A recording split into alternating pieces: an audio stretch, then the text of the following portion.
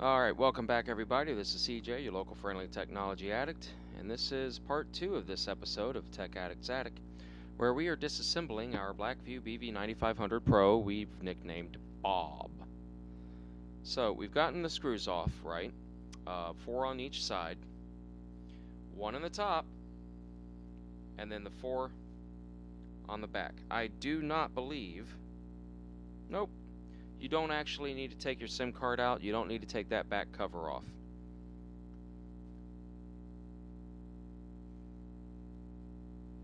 I'm just doing a quick check on this. That does look to be a regular cell phone style multi-pin connector.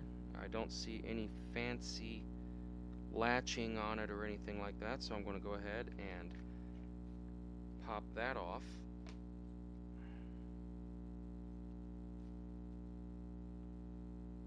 Really, I would prefer to use a fingernail for this, except I don't have quite the angle that I want. And that's all there is to that. Now, accidentally I did turn the phone on while I was trying to pry the cover apart, and I was able to tell that I did not crack my screen, so my screen is still good. And I gotta say, I kinda like how that's made. You know, if you damage your screen, I believe they send you the entire frame, the entire assembly, already assembled. And that would be nice, because this is almost like a module in and of itself. Having the frame on there keeps the whole thing rigid and keeps you from bending it. I'm not even going to play with that. I've cracked a few screens in my life, and I don't want to risk being without this phone due to a cracked screen. Okay, so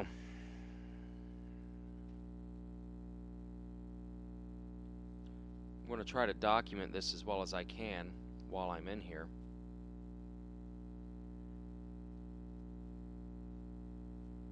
They've got some, it looks like a conductive foam covering what looks like a screw head.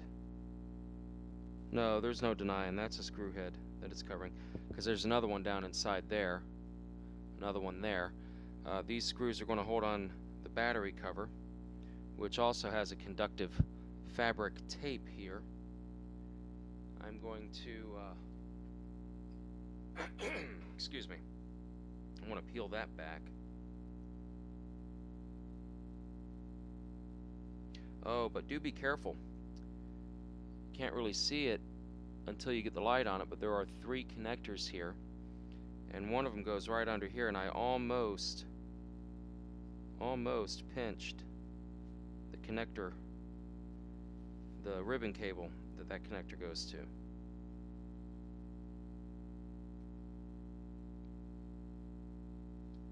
And I gotta peel all this back anyway, because the speaker is right here.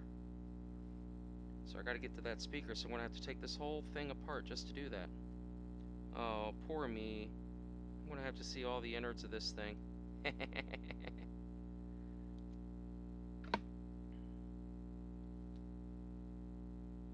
Alright, I want to peel it back just to the metal.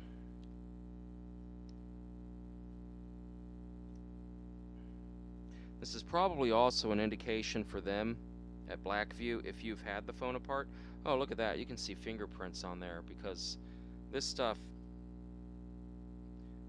oh yeah, just a quick tap and the oils from your fingers are going to mess that up. So if you're worried about that kind of cosmetic on the inside of a device like this, then that's something you may want to be wearing your white gloves for. I'm not too concerned with it. I'm not even worried about the warranty at this point, honestly. Because I doubt they'd honor it anyway, unless I asked them really, really nicely. They seem like nice people there. I mean, they seem like they want to please.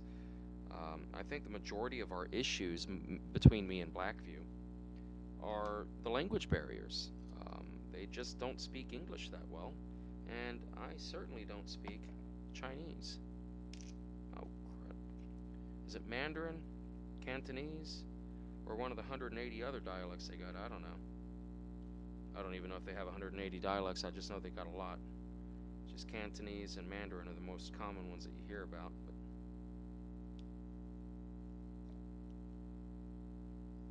I'm going to put this right here. So this one was here, covering from the metal to the plastic.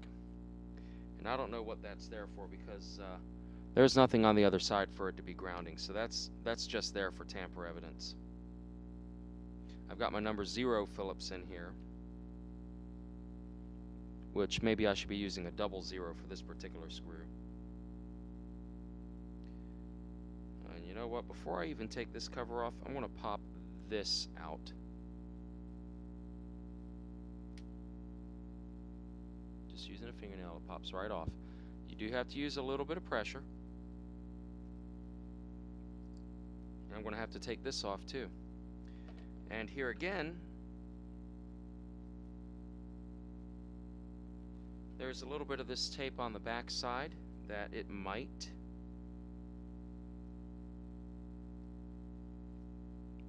conduct to, but you know what, honestly, that's, where'd I put it? There it is.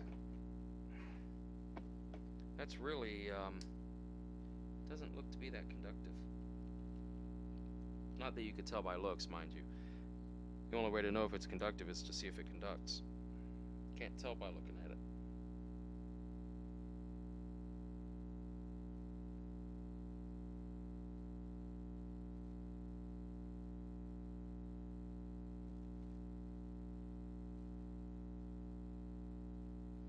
Unfortunately, they don't give you replacement little conductive foam things. Oh, and look here, we also have an antenna. I do not know which antenna that is, but it runs up the side of the phone.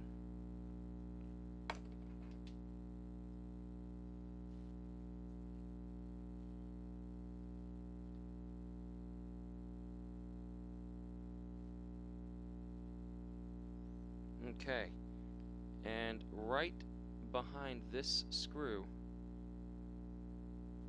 it tucks in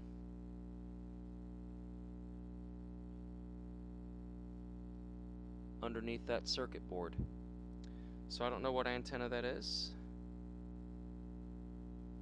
but I see the SMA, and that's one that really intrigues me, is the SMA connector. I'm going to follow that back to where the SDR chip is. I know it's an SDR they've got on this thing. I just don't know which SDR, and I don't know really anything about it. So now we're at another point. I'm going to need another sheet of paper.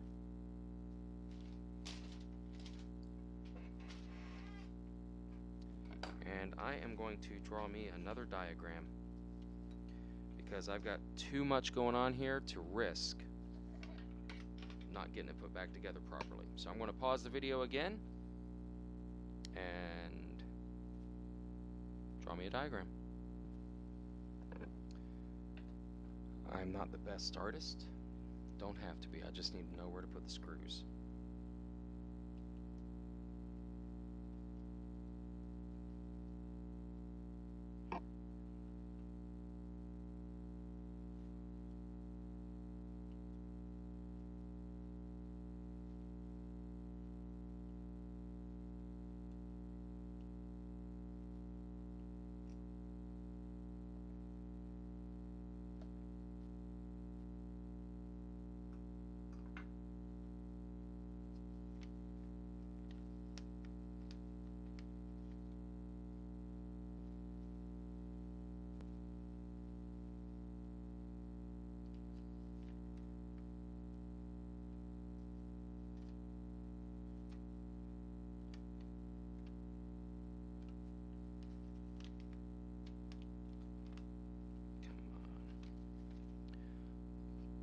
Little trick.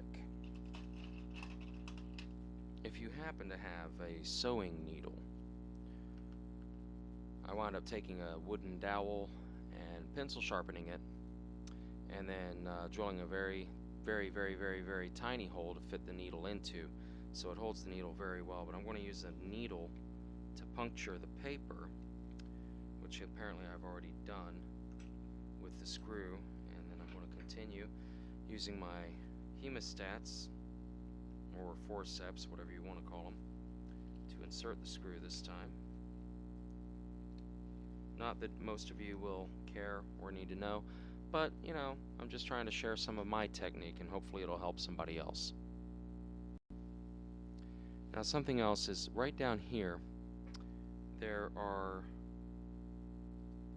is a single screw, but this piece of metal is separate from this piece of metal. I may have to remove this one in order to get this piece out of the way of this piece, but I do not think that this piece goes under it. We'll find out in a minute.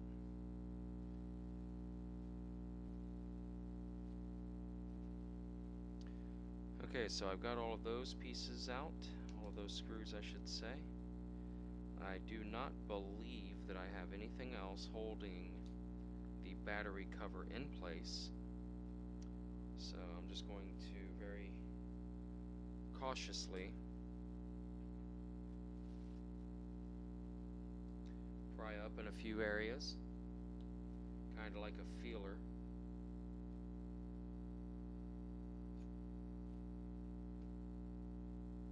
Try to see if I see what they did. I don't know if you can see it in the video, but right along this curve there is another curve just inside it where they have the adhesive. Now, here's the thing. This is supposed to be a 10,000 milliampere battery, and it's supposed to be a BAK battery, according to the website for the BV9500Pro. I'm going to find out if this is indeed what they say it is. So I'm going to have to peel that adhesive apart, and here's the problem with that. That adhesive stuck to the metal is probably going to peel the label right off the battery, because it's probably a cheapy battery. I could be mistaken, and I hope I'm wrong. I do hope that this is a genuine 10,000 milliampere hour BAK battery. I don't know who BAK are, but apparently the Chinese think that they're great, and there's some kind of a big name brand or something that apparently produce really good batteries. I myself would not know.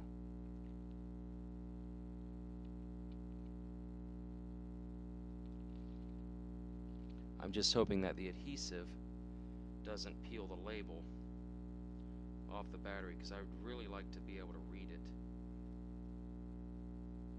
I'm also hoping that my knife doesn't puncture the battery while I'm trying to peel this entire assembly out, apparently, because, wow, this thing's really stuck on there.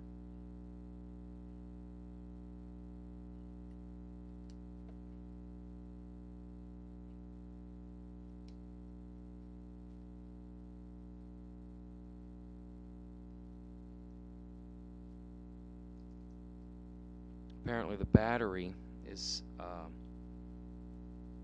sticky taped on both sides, because this cover should come off very easily, and even if it doesn't, the battery should pop out with it. And up here it does. You can see the entire thing, the entire assembly moving.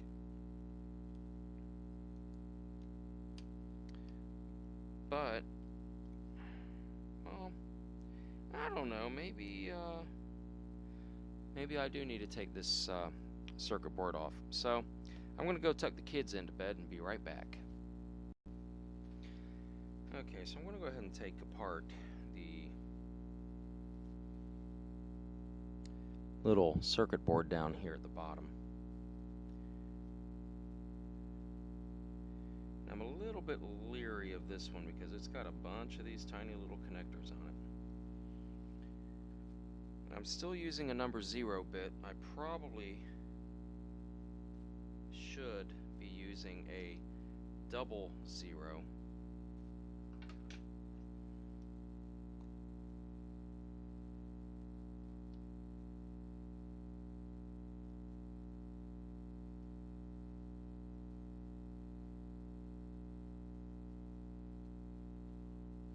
So this one was right here. We've got another one right here. I've got a connector here, here, and here. And these looks also like I got a connector here.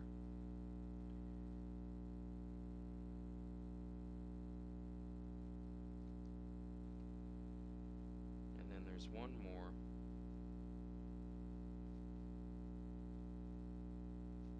here.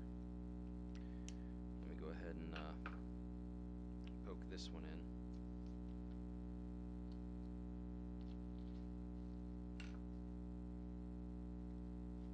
And you certainly do not want to drop these, especially if you're working over carpet.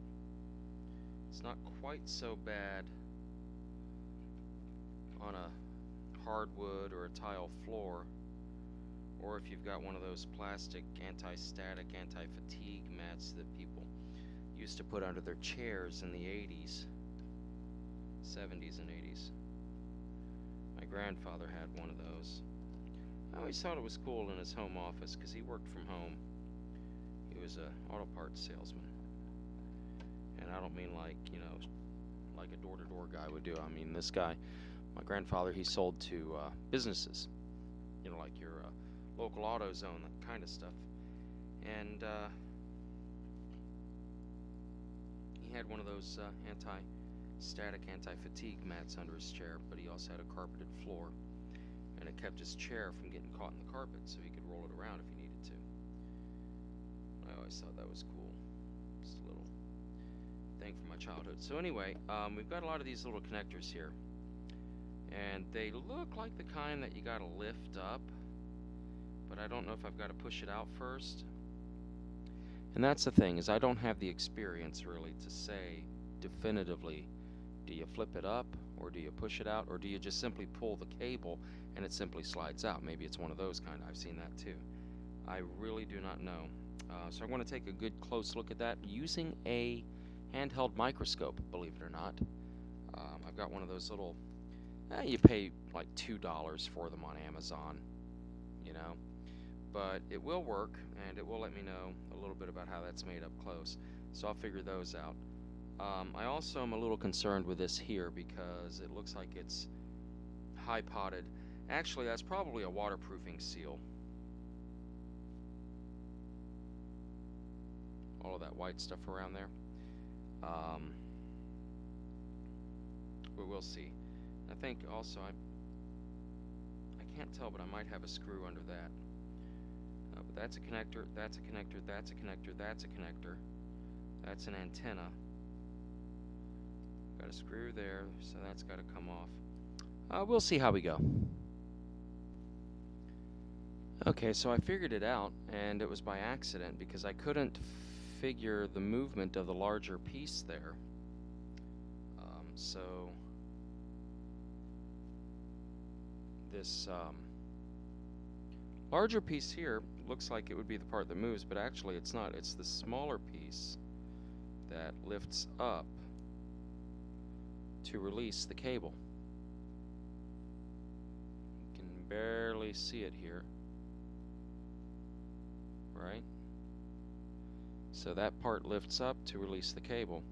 The cable will pop out. I'm going to go ahead and take that screw there off too. Okay, so I've got those screws out, and a moment before that last pause, when I lifted this up, I could see that red and that black wire there. They are silkscreen labeled on the PC board, speaker positive and speaker negative. And look where they're running. That's my speaker. I mean, yeah, the grill is there, but the speaker is transversely mounted across that grill. I think. I could be wrong. Yeah. Oh, snap diggity, I just realized. I'm going to have to heat up the soldering iron for this. Ah, crap. I don't think my iron tip is narrow enough to do this properly. We'll find out.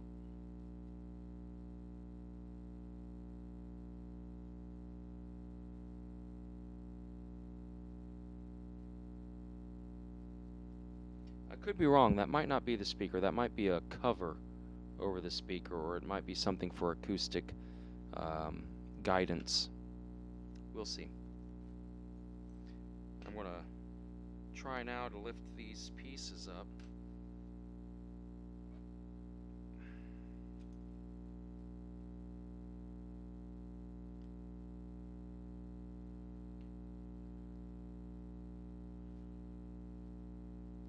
Oh, you know what? That's the TRRS. I don't want to mess with that too much.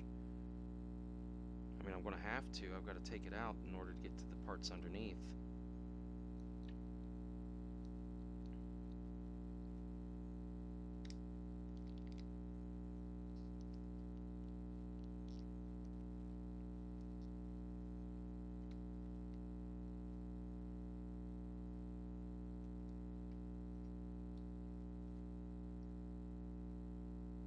I'll say this, disassembling an electronic device is a love-hate relationship with me. I love to dive in, I love to get the innards out, I love to see what they use to make them tick.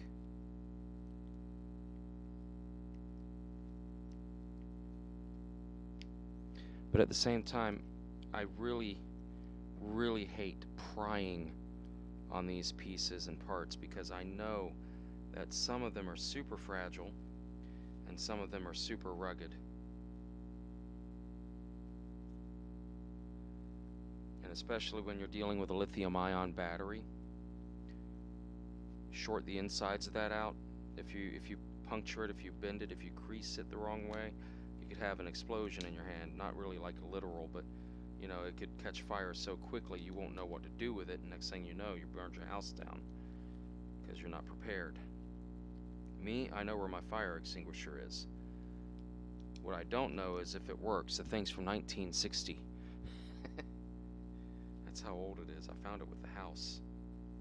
Actually, no, it didn't come with this house. It came with a neighbor's father's house. Neighbor's father passed away, and he told me I could have anything that I wanted out of his stuff because he's not a tool man, and he knew that I was, and he decided to bless me with a lot of very useful tools, actually. Some of which I even used today.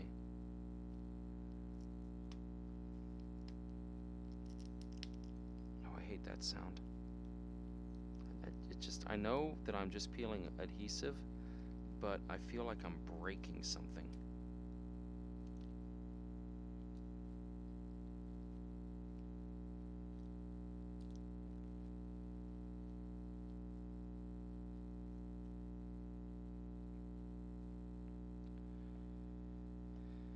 Well, ladies and gentlemen.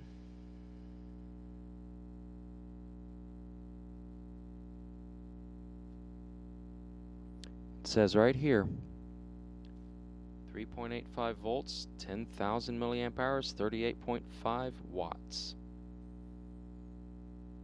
There's your cell ID, 536380. And what that is not like an ID number, but that's like a model number for the battery itself, for the cell. And you see that there are two of them, and obviously they're going to be in parallel in order to get the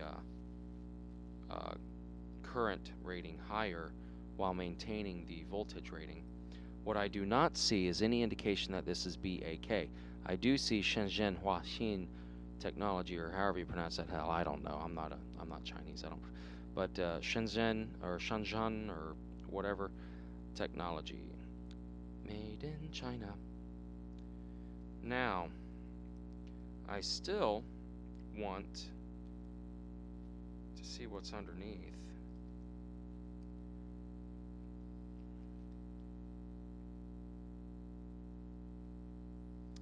But I'm afraid, ladies and gentlemen, this is going to be a 3-parter at least. Probably a 4-parter at the rate I'm going. I didn't realize how long this is taking. And, you know, I'm easily sidetracked. I'm easily distracted by stuff like, oh, hey, I got the battery out. Let me see what that looks like. Really want to get in here, and I really want to see if these are indeed BAK like they advertised. I don't think they are. I don't really care. I mean, I don't know who BAK are. I don't know if they're a good brand or something. Like you know, people swear by Anchor or Mugen, and I've never had either of those brands. I couldn't care less. A battery's a battery to me. I'm not a massive battery draw kind of person. My needs are fairly simple, so pretty much any battery is going to last me a while. But wow, check this out. That's the heart of the phone right there. That's 90% of what this phone is capable of doing right there.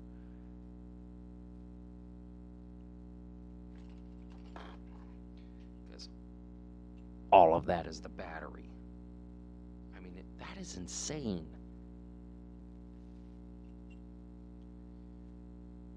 Because I know a lot of you like the metric system. 6.5 centithingies by 4.5 centithingies.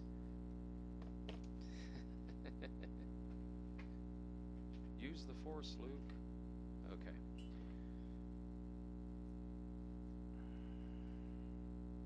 No, it's use the force, Harry. See, I can't even joke right. Okay, so I know my speaker is down in here. And so I'm going to have to get in here and bring some of that stuff out. And then I really want to take this apart too, because I'm curious about the radio in it. But you know what? Like I said, I'm going to have to go ahead and cut this short because I'm already up to 26 minutes, and I know 20 or 27 minutes, and I know